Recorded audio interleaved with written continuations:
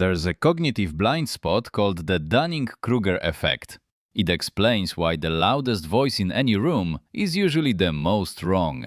And almost no one realizes they're trapped inside this glitch right now, quietly steering every confident opinion they hold. Think about the last meeting you sat through, or the last family dinner, or a heated comment thread at midnight. One voice probably filled the whole space. Confident, fast, certain about everything, never pausing, never doubting itself for a moment. Somewhere in the corner, a quieter person who actually knew the topic hesitated, weighing every word before speaking. Who did the room believe? Almost always the loud one. But who was actually right? That's the trap. That's the invisible cognitive glitch we're pulling apart today, and you'll never hear confidence the same way again. Here's the strange part. You've met this person 100 times, at work, in your group chat, at family dinner. They explain how the whole economy works in 2 sentences. They diagnose your back pain after reading half a blog post. They know exactly why your country is failing, why your relationship is failing, why your whole generation is failing too. And they say all of it with the calm certainty of someone reading the time of a clock. But here's the thing. Sometimes that person has been you. It has been me. It has been almost everyone alive.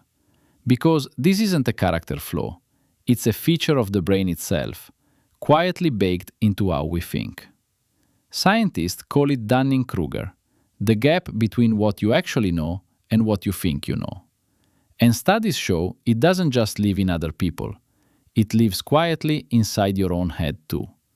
Steering your decisions about money, health, work, love, and the future, often without you noticing a single thing.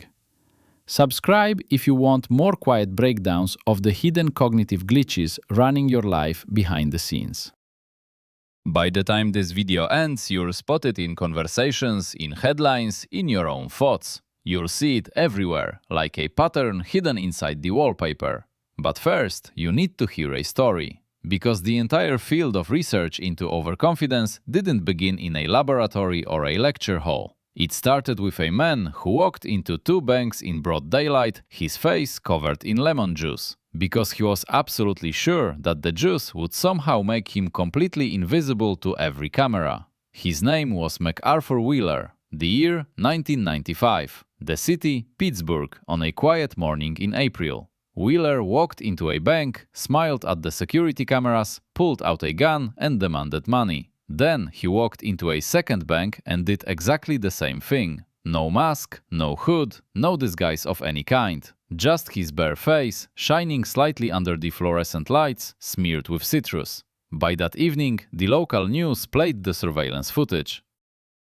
Within an hour, someone recognized him on camera. The police arrived at his apartment. When the officers showed him the tape, Wheeler stared in genuine shock. He shook his head slowly and said, "But I wore the juice." He fully believed this would protect him. He had read somewhere that lemon juice could be used as invisible ink on paper for hiding messages, and his brain had taken that one tiny scrap of information and built a complete confident theory from it. If lemon juice makes written words invisible, then surely it could make an entire human face invisible too. He had even tested it himself. He put juice on his cheeks, snapped a Polaroid photograph of himself, and when the photo came out completely blank, he took that result as scientific proof of his theory. In reality, he had probably just accidentally pointed the camera straight up at the ceiling above him. But his theory survived, his confidence grew, and that confidence walked him straight into a federal prison cell. A year later, Cornell psychologist David Dunning read the lemon juice bandit story in his morning paper. Something bothered him. Not the crime, the certainty. How could a person be so wrong yet feel so sure? He brought the question to a graduate student, Justin Kruger. Together, they began designing experiments to test it. In 1999, Dunning and Kruger published a paper with the now famous title, Unskilled and Unaware of It. Contrary to popular belief, ignorance does not feel like ignorance. It feels like skill. It feels like clarity. It feels like being the only sane person in the room. What they found was darker than simple stupidity. Here's how the experiments worked. Dunning and Kruger gathered groups of Cornell students and gave them tests on logic. Tests on grammar, on humor of all things. They asked students to rate how well they had done, compared to everyone else in the room. Then they scored the actual tests and compared the two numbers. The pattern was almost cartoonish. Students scoring in the bottom 25% consistently rated themselves as above average, not just a little above. Some placed themselves in the top third, walking out genuinely convinced they aced it. That's what the data showed again and again. Dunning and Kruger called this haunting effect a double curse. The same lack of skill that makes you bad at a task also makes you bad at recognizing it. To know you're wrong, you have to know what right looks like. Otherwise, every wrong answer feels reasonable. They gave this judging your own skill ability a name. Metacognition. Thinking about your own thinking. The quiet observer in your head. That observer checks your work asking, wait, am I sure about this? In deeply unskilled people, it's often missing entirely. Your brain doesn't say, I don't know. It says, this seems obvious. Because sitting in genuine uncertainty feels uncomfortable, so your mind quietly fills the gap with false certainty, and you walk away feeling smart and sure. But here's where the curve gets stranger. The experts who actually scored at the top did the opposite. They underestimated themselves. They assumed everyone else found the test as easy as they did, no special skill. Real knowledge had taught them how much there was still to learn, a quiet humility shaping their answers. And that humility made them sound less convincing than the loud beginners standing confidently right next to them. But here's the twist that scientists almost missed. The twist most internet posts about Dunning-Kruger get completely wrong. You've probably seen the graph, the famous curve. A sharp peak on the left, labeled Mount Stupid. A deep valley called the Valley of Despair.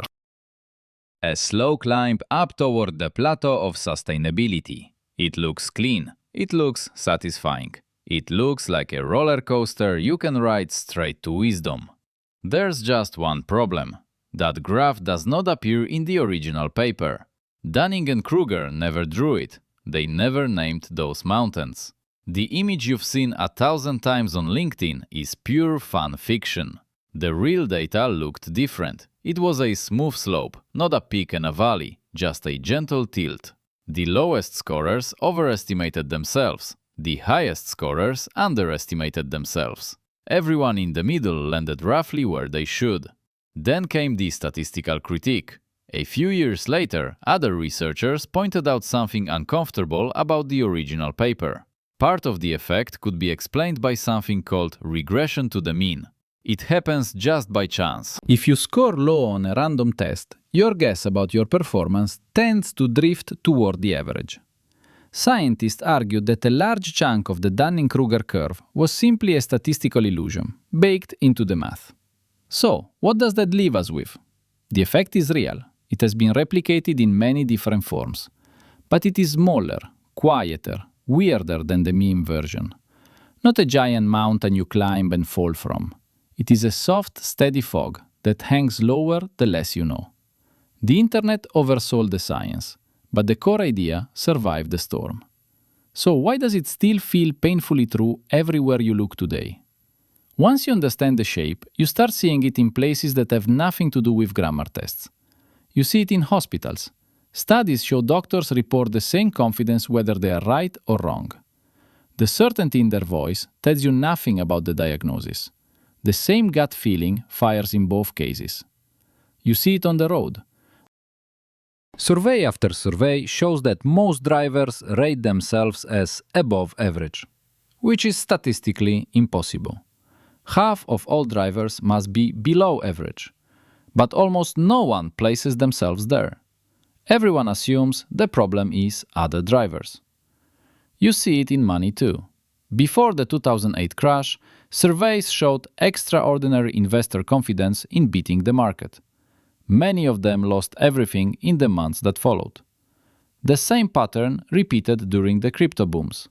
loud predictions, total certainty, catastrophic outcomes for the most confident believers. Those most sure they understood the new technology had often spent the least time actually studying it. You see it on social media daily. Platforms reward confidence. Algorithms boost takes that sound bold and final. Nuance does not trend. Doubt does not go viral. The loudest voices, with the thinnest knowledge, shape opinion. On medicine, history, science, war. People who skim a thread debate experts who study the topic for years. Imagine you are scrolling through that feed at midnight. Every take sounds certain. Every opinion sounds like a hard fact. Your brain, tired and hungry for closure, starts to absorb the confidence as if it were actual evidence. And now there is a new layer. Artificial intelligence chatbots trained on the entire internet have learned the same trick. They generate answers in calm, confident, perfectly punctuated paragraphs. Sometimes those answers are right. Sometimes they are completely fabricated. The tone never changes. Certainty stays constant. Our brains trust fluent voices and struggle to tell the difference. We have built machines that mirror our worst cognitive bias back at us, now at full industrial scale. The scariest part is this. You cannot feel the Dunning-Kruger effect from the inside. It feels totally invisible. Think about that for a second. Almost every other bias has a tell. When you're angry, you feel heat in your chest. When you're sad, you feel the weight in your body. When you're lying, you feel the small friction of the lie. But when you're trapped in Dunning-Kruger, the inside feels completely calm. It feels like clarity. It feels like plain truth. The very mechanism that would warn you is the exact one that's offline. This is the core insight here. Incompetence hides itself. It does not announce its arrival. It does not raise a flag. It never warns you first. It dresses up like confidence and walks straight past your defenses. Knowledge reveals how much you don't actually know. The more you study a subject, the larger the unmapped territory becomes around you. That's how real learning works. A first-year medical student feels like a doctor. A fifth-year resident feels like a complete fraud inside.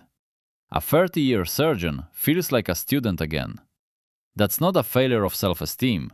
That's the shape of mastery. This isn't a new idea. Thousands of years ago in ancient Athens, Socrates walked the marketplace asking strange questions. He talked to generals about courage. He talked to priests about piety. He talked to poets about beauty. And he discovered the same uncomfortable thing every single time. The people who claimed most often understood least. The oracle at Delphi had called Socrates the wisest man in all of Greece. His explanation was very simple.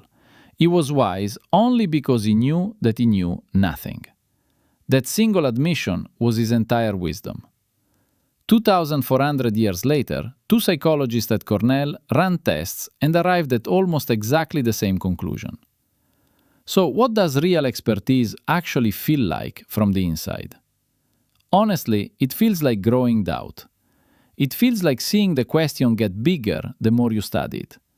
You notice exceptions, edge cases, gray zones, things that don't quite fit the theory. It feels uncomfortable. It feels slow and unresolved. It feels nothing like the clean, confident certainty you see in viral videos and sleek podcast clips. Which means we need a new rule. Confidence is not evidence of competence. Tone is not proof. Volume is not truth. The smoothness of an explanation tells you nothing about whether it's actually correct. And the cure for this, the actual cure, not the inspirational quote version, is not more thinking. You cannot think your way out of a blind spot. The cure is structured feedback. Real feedback. From reality. From other humans. From results that push back when you're wrong and refuse to let you hide. Which means there's a simple test you can run tonight. On anything you think you actually understand. It has 3 parts. 3 checks. The first is to explain it out loud, in your own words. Take any topic you feel confident about. Politics, nutrition, your job, Your relationship with your partner or kids. Sit down and try to explain it out loud, as if you were teaching a curious 12-year-old. Most of us discovered that our certainty was hiding a fog of half-thoughts and borrowed phrases from elsewhere. The explanation breaks down in the first 2 minutes. That's not failure. That's actually really useful information. The second check is to predict it. If you really understand something, you can make small predictions. Predictions about it that turn out to be right. Not big, vague predictions. Small, testable, concrete ones.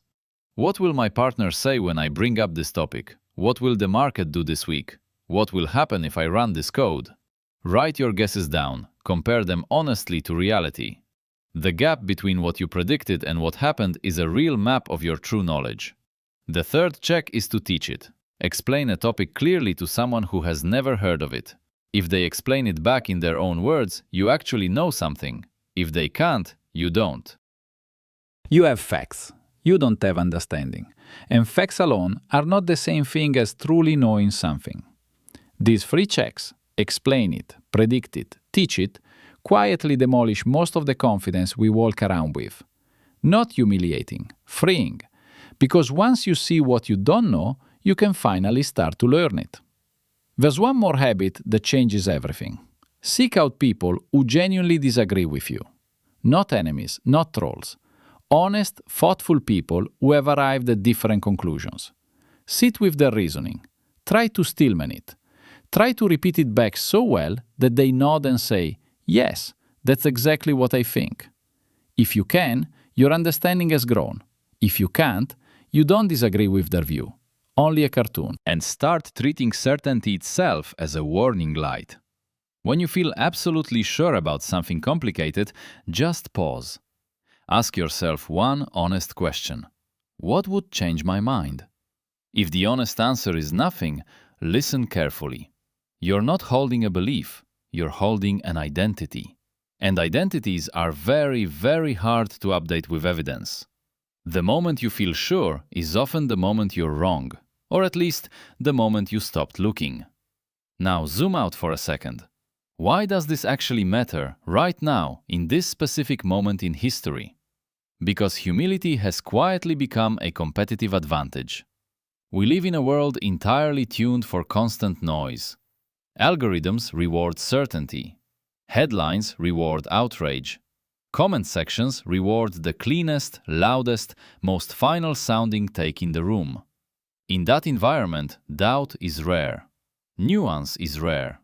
Saying, I'm not sure, let me look into it, matters. That willingness is almost a superpower. It marks you, instantly, as someone whose words are worth listening to. Your brain wasn't built for this world. It wants closure, a clean answer, so it can stop spending energy. But reality isn't built for closure. It's built for nuance. The important questions rarely have one single right answer. They have trade-offs, they have context, they have edges that move depending on exactly where you happen to stand. The wise people you've met, whose advice actually held up over time, probably sounded uncertain, hesitant, almost shy. They said, it depends, or I could be wrong, but here's what I've seen. Your situation might differ. That hesitation wasn't weakness. It was honesty. They'd learned the shape of their own ignorance and stopped pretending.